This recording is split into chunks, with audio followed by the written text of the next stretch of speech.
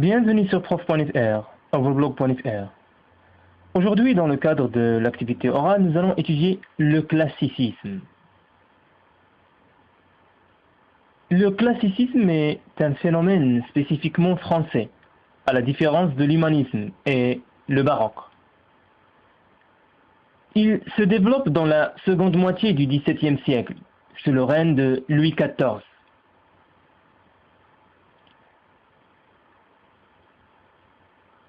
Étudions les contextes politiques, sociaux, religieux et intellectuels. Les auteurs classiques écrivent entre 1660 et 1685. À cette époque-là, la France vivait sous le règne d'une monarchie absolue. Le roi exerce personnellement le pouvoir et il prétend être le représentant de Dieu sur terre. Cela ne va pas sans quelques controverses, celles des jansénistes et des jésuites. L'édit de Nantes vient donner la liberté de culte aux protestants. Cependant, il a été révoqué en 1685.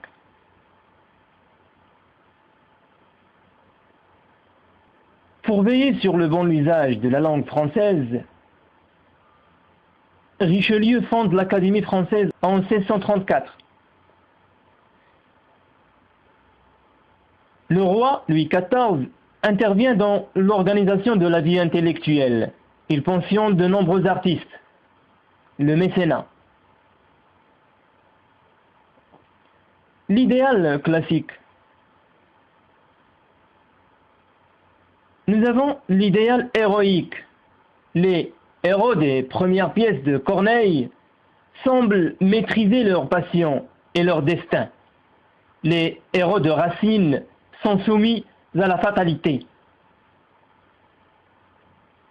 L'idéal de l'honnête homme,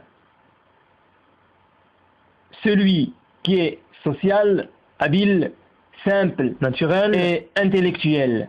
Un goût pour l'imitation des anciens, une tendance à analyser l'esprit et le cœur de l'homme. Aussi, une analyse psychologique. Les moralistes, par exemple, La Bruyère, La Rochefoucauld, sans oublier Molière, spécialiste de la cour de Versailles. Le souci de plaire et d'instruire. L'art a pour mission d'exprimer avec clarté et élégance. L'esthétique classique.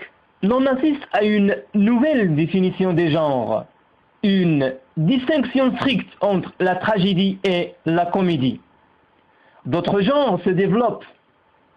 Religieux, de portée religieuse, les sermons de Bossuet, mondains, les maximes de La Rochefoucauld, les lettres de Madame de Sévigné et le roman classique, Madame de Lafayette. Le principe de vraisemblance, qui veut dire exclure ce qui est extraordinaire et invraisemblable.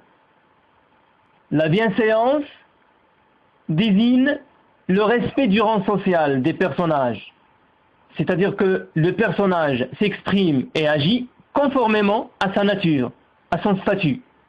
Donc, bannir les actes indécents ou violents qui passent sous silence ou en coulisses.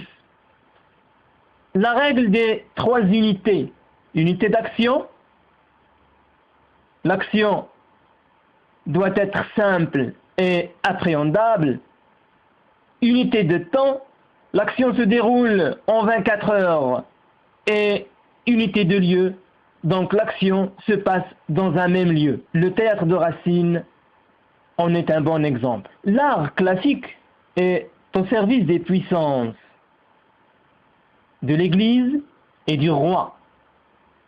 Le goût du conformisme et de la régularité nourrit l'idéal d'ordre, de mesure et d'équilibre. Le classicisme est une sorte de formalisme de la langue et de la création littéraire. Fin de cette séance.